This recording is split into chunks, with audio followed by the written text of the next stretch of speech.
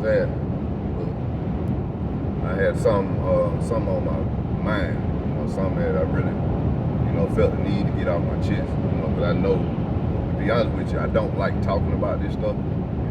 Anything dealing with my past, like I move beyond it, so I don't like really talking about it. One thing I learned about this world is that it does judge. This world will judge you, based on past decisions, whatever. But I know it's a young person out there that can probably really use this information. You can make decisions when you're still in your youth. When you're 14, 15, 16 years old, you can make decisions that you're gonna have to carry for the rest of your life. And I got reminded about that through a recent situation. So I'm gonna be real transparent. Like I said, I really don't like discussing this or talking about it, but it'll be selfish of me not to at least put my experiences out there, because there's somebody out there that can use this information. Anyway, long story short, what I even begin? All right, cool. And this is gonna probably be a long video, just to let you know. But the information I'm about to give is something that only I can give. And there's one person that can use this, to be able to better their lives by learning from my own decisions and even seeing or being able to recognize how I use those decisions to apply it to my own life. If just one person is able to use this information to better themselves, then it's worth it. I don't mind giving that information. It'd be selfish of me to hold on to. So anyway, let me see. So this is what happened. All right, cool. Yeah, I got into the car business. Been in the car business now over 2 years. Now, when I first made a decision, say, you know what, I'm gonna go ahead and give this thing a shot. What I did was I just popped up to these different dealerships, walked in, and just asked to speak to the manager. The manager comes out saying, I presented with my portfolio, my resume, and an explanation letter. Just tell them, hey, look, man, there's an opportunity here. I'd love to take advantage of it. 5 different places, 5 different dealerships, and this was in South Florida, where I didn't know it. I really didn't know anybody. So 5 different dealerships. All 5 of them hired me on the spot. All 5 of them. Out of all 5 of them, I couldn't get a start date because after that background check came back, and all I met with is, now this ain't gonna work. We'd love to move forward. However, can't make it happen. Can't make it shake. Can't work around that. Keep in mind, with my history, these are decisions and choices I made. I have not been convicted of anything since 2005. I was 22 years old. 39 now. So you talking about 17 years ago. I done got married, had kids, done raised half a whole community of people. You know what I'm saying? But I'm still judged off of those decisions that I made back from the time I was 16 to 22. That's rather the situation. So like I said, this is definitely some information that I know there's somebody out there that can use it. But anyway, opportunity came for me to get with this company. They actually gave me a shot, and from there I took full advantage of it. Because this is one thing about it, man, when you get doors that are slammed in your face, and finally somebody opens up a door, you really appreciate that opportunity. You do right by it. And that's what I did. Any opportunity that anyone who's ever opened up a door for me, they can attest to that I came in there. You open up a door for Jason Hunter, boy, Jason Hunter gonna come through and come through blazing. You know what I'm saying? I'm gonna sprint through there. I'm gonna innovate something. I'm gonna make whatever the opportunity is, whatever it is that the company does, organization does, whatever y'all do, I'm gonna come in there and I'm gonna give 150%. Because I'm so used to having those doors slammed in my face. Anyway, this car company gave me an opportunity. I put my 150% in and I climbed up. So now I'm in a position to where I'm having to relocate. When you relocating, you got to find somewhere to stay. So I have not rented anywhere. I have not rented a house, apartment, anything. I have not filled out an application to rent somewhere since 2005. And I don't know if things changed or if like the process of getting a place changed, or if shit, I'm just not used to it. But I ain't realized they were this stringent about your criminal history, your credit, you know what I'm saying, all this stuff up, But anyway, I filled out, I think, 2 applications, and you got to pay these people. That's what killed me about it. You got to pay for the damn application. Like I have to pay to apply to pay you to live somewhere. That's something. I have to pay you so you can tell me no. Like that's crazy as hell. But anyway, that's the process of trying to find somewhere to rent. So anyway, long story short, man, it was 2 places, applied to both of them. Income great. Credit ain't the best, but it's decent. You know what I'm saying? It's not gonna hinder me from anything. Man, they pulled that background check, but shit. Sorry, we're not gonna. You didn't pass background check. That's it, man. I said, golly, shit, man. What in the world did y'all see on this piece of paper from 20 years ago? Like, like it's mind blowing. To me, it is mind blowing. Like, and it is the more of the story here is, man, that you can literally, like, when you out there making these decisions to do something, man, because I know that pressure. I know what that pressure feels like. When you're young. For me, I got involved in some stuff, man. All my stuff was money motivated and driven. You know what I'm saying? So, like, I didn't want to be broke. 18 years old, coming into the real world, I didn't want to be broke. I didn't want to go to college and wait 4 years so that I could try to find a job that would pay me peanuts. I didn't want to do that. So I chased the dream, you know what I'm saying? And by chasing the dream, I paid the price for it. It didn't go as planned, you know what I'm saying? But so I ended up paying the price for it. So that's a decision. That's a conscious decision that I made with a young mind. And 39 years old, I'm paying the price for it. I'm doing all the right things, but at the same time, I have to wear those decisions when I was still in a childish mind state. So when you making these choices, man, just remember the choice that you make today is something that you're gonna have to live with the outcome of that decision for a long time. This country set up the world. They'll tell you all day long that if you got a debt to society, you can pay your debt to society, then you got a clean slate. That's a damn lie, man. You a forever judge. It's a life sentence. You know what I'm saying? Like, I don't care how much time you do. I don't care how much community service, how much restitution you pay, any of that, man. You're gonna forever walk around with a label on you. So when those folks pull that background, when they pull up your history, what's on a piece of paper, when they pull that automatically gives them the right to discriminate against you.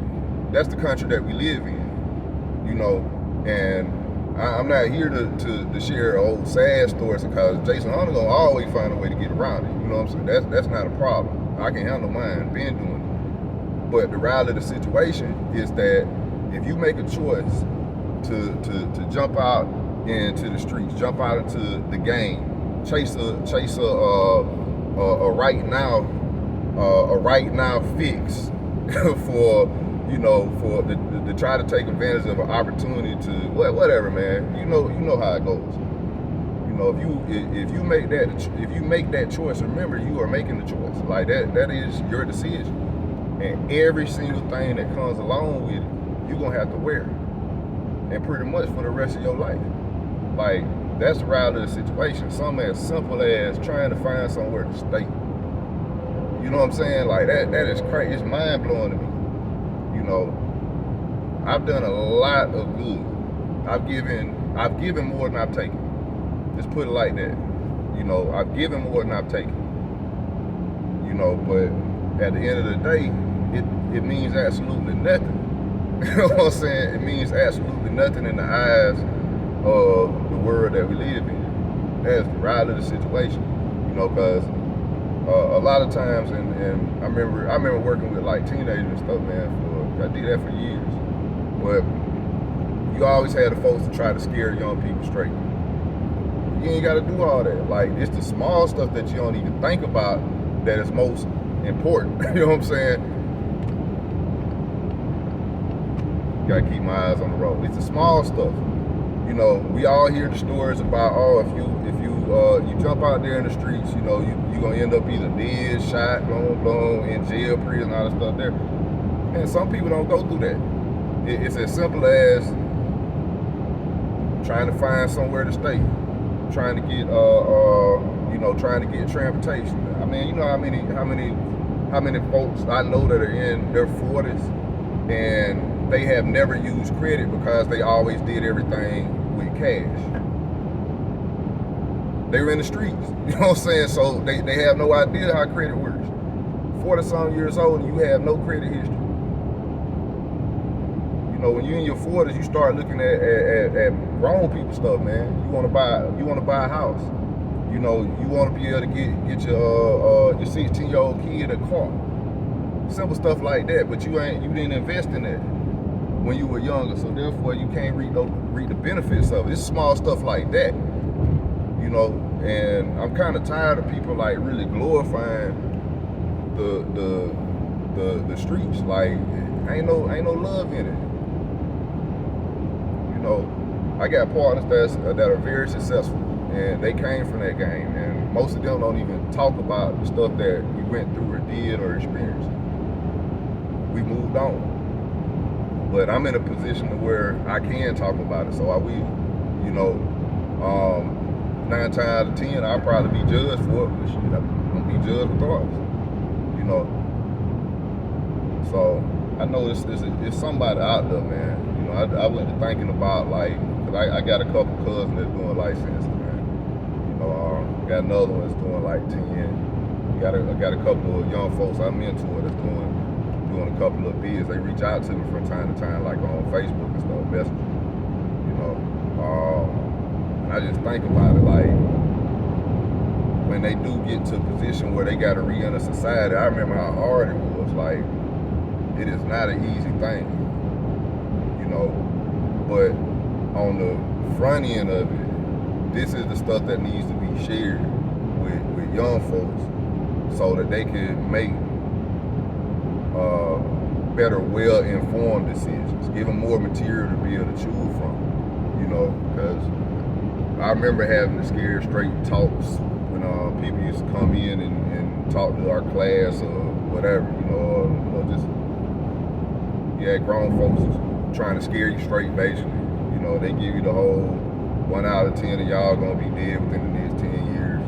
They give you that speech. They give you the, you know, the 1 out of 3 of y'all gonna end up going to prison, doing all the stuff here. They give you that, but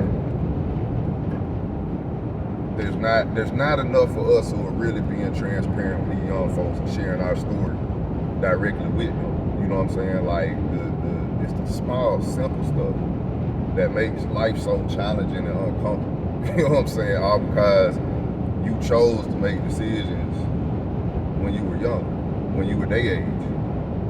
You know, so I mean, every aspect of your life is affected by these decisions that you are making on a day-to-day basis. When you choose to skip school, you know, when you choose to not invest your time, your early years, when you choose to not invest your time into something that's gonna set you up, you know, for the rest of your life when you get older, or, you know what I'm saying?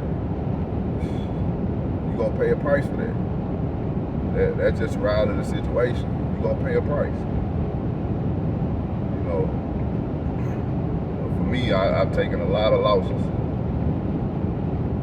It feels good to finally be in a position where you start winning again. You know, but you're doing it the right way this time. I'm focused on building something that's gonna last. You know, instead of looking at it how I looked at it when I was young. You know, I still got a little youth in me. You know what I'm saying? But what I meant was younger. You know, so I mean that's just the thing, man. I just want to have real transparent moment, get this thing out of my chest so I can keep moving forward. And at the same time, man, you know, if you young right now, or even if somebody older watching this, you know, it's never too late, you know, to flip things around. You know, if you bumped your head a little bit, because I've seen the jits that went to juvie, did a little bit here and there, you know, being 15, 16 years old, and then turned around. That's all they needed to bump their head against it and flip things around for them. I seen the ones who had a hard time too, you know, but it's never too late to be able to get a grip and control of your own life, man.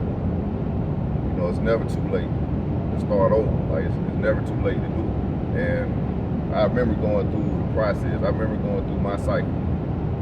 And the hardest thing was that when you try, because I can only imagine if something like this happened maybe 10 years ago. This would have happened 10 years ago. I've been so frustrated to beat myself up across the head and just would have gave up. Said, oh man, the world's too hard. You know, that's the actual cycle. Because you had young folks, and this is really for people that are either in charge, or if you got a kid or a niece, a nephew, a little brother, something like that, that you see them like they'll get out of a situation, start fresh, really be focused on, like, you know how it go.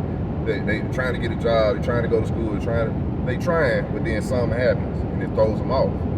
You know, so if you see that, just understand what it is they're going through. You know, they need more support than anything. They need more resources than anything. The only reason why I'm in the position I'm in because I had a caring father, you know, that did all right for himself. And he gave me an opportunity to straighten things up and clean things up. So if it wasn't for him, I don't know where I'd be right now. I had somebody in my life that not only fully supported me, but they were in a position to where they had access to resources that they could put behind me. Everybody don't have that. So if you're in a position to where you can actually help a young person, you see a young person that's going through something, they trying to get it together, but here they go, they hit a little obstacle. If you're in a position to where you can help that person who's really seems like they taking advantage of something, don't hesitate. You know, be there for them. Help them get through the cycle, because it's a hard chain to break. You know what I'm saying? It's extremely difficult. You know, but it's doable. I'm a prime example of it. I ain't perfect. But one thing about it is that what I learned how to do was to overcome adversity. So there's absolutely nothing, just like this whole rental situation, there's absolutely nothing that can be done to stop me from getting what it is I need to get. I done been through hell already. You know what I'm saying? I done already been there. It ain't break me. It ain't kill me. I'm still here. You know, so that's, you know, if anything, man, I hope somebody, like I said, I just pray that this couple of minutes that I spent, you know, was actually worth it, where somebody, you know, can use this information. You know what I'm saying? Like, that's all I want to see. You know, if any headache that I've experienced, you know, any obstacle that been thrown on my path, like, you know, this road ain't been easy. But if by me going through this road, I can help just one person, then it was worth it. You know what I'm saying? That's all it was worth it. You know, so yeah, man, let's have a great day. Beautiful. Beautiful day. Yes, sir. All right. Y'all be blessed.